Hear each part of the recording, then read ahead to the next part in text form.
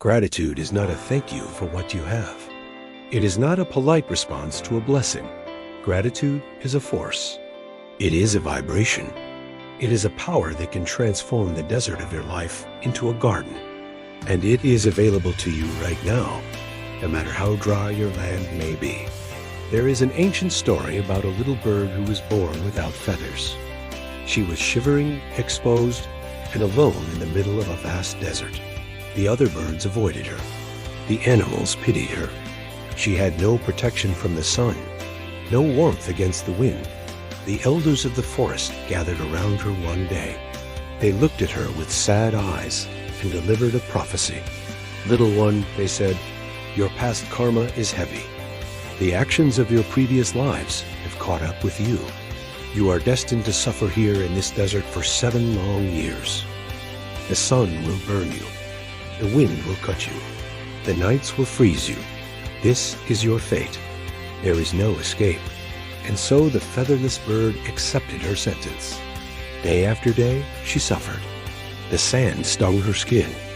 The heat drained her strength. She cried out in pain. She cursed the desert. She cursed the wind. She cursed her fate. But nothing changed. One evening, as she huddled behind a rock, shivering in the cold, a wise old owl landed beside her. He was ancient, with eyes that seemed to hold the secrets of the universe. He looked at the suffering bird and asked, "Why do you cry?" The bird explained the prophecy, the 7 years, the karma, the suffering. The owl listened patiently. Then he tilted his head and said, "The prophecy is true. Your karma is real." But it forgot to mention one thing. Karma is just a record of the past. Vibration is the key to the future. If you change your vibration, you can change your timeline. The bird did not understand. How do I change my vibration when I am in so much pain?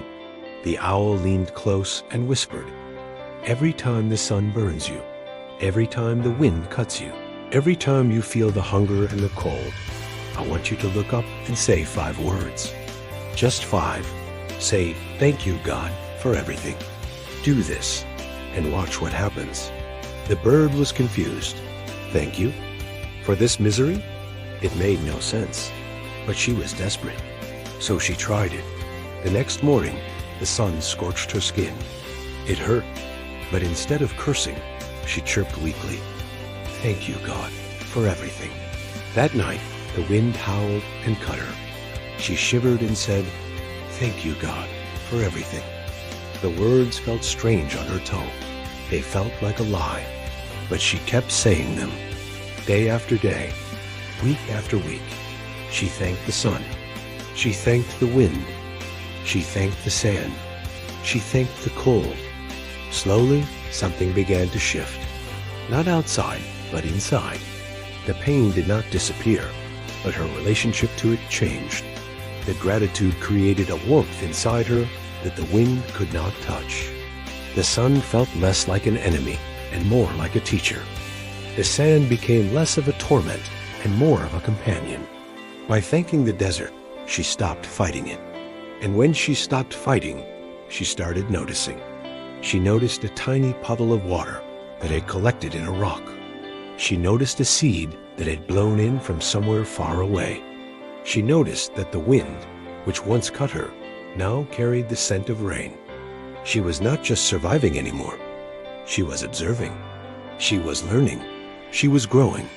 One morning, she woke up and felt something strange on her back. Tiny pinpricks. She looked over her shoulder and saw the smallest, softest feathers beginning to sprout.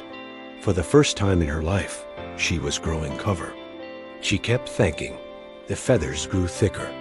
Her voice grew stronger. The desert around her began to change. Where she had sat and thanked the ground, tiny green shoots appeared. Where she had thanked the puddles, flowers began to bloom. The water she had found, the seeds she had noticed, they were not accidents. They were responses. The universe was answering her gratitude. By the time 7 months had passed, the bird was fully covered in beautiful plumage. But more than that, the desert around her was no longer barren. It was a garden. lush, green, and full of life. The 7 years of suffering were finished in 7 months, not because the prophecy was wrong, but because she had become someone new. The elders had judged her based on her past, but gratitude had rewritten her future. Karma is the echo of who you were. Gratitude is the declaration of who you are becoming. You cannot change the past by regretting it. You can only change its hold on you by thanking it. Gratitude does not come after the blessing. Gratitude creates the blessing. When you thank the sun, you attract more sun. When you thank the rain, you attract more rain. When you thank the pain, you transform it into a teacher. The bird did not wait for the garden to appear to be grateful. She was grateful in the desert, and the desert became a garden. What is your dessert today? What is the suffering you have been told will last 7 years? Maybe it is time to change your vibration. Maybe it is time to stop fighting and start thanking. Say it with me. Just 5 words. Take a breath.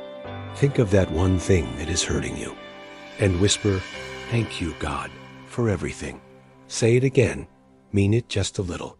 You don't have to be grateful for the pain. Just be grateful in the pain and watch what happens. The desert will not last forever, but your gratitude will last longer than any storm. It will turn your wasteland into a paradise. 7 months, 5 words, one changed life. Start today.